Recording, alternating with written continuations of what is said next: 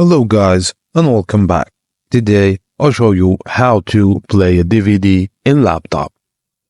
Firstly, insert your DVD into your laptop's DVD driver or use an external drive if needed. Open WonderFox DVD Ripper Pro and select a DVD disc. After you download it, of course, just head to WonderFox DVD on Google and download it and choose your DVD file. Click OK to let the program analyze and load the DVD content into the ripping list. On the right side of the program, open the Format menu and choose an output format. MP4 is recommended for its wide compatibility. For more control, click Settings to adjust parameters like frame rate, resolution, and bitrate.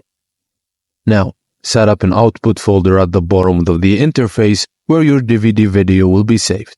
Then click Run to start the ripping process. In a few seconds, the DVD will be copied to your PC, and the compressed video file will be available in your selected folder. And that's it, guys. Thank you for watching, and please don't forget to like and subscribe for more.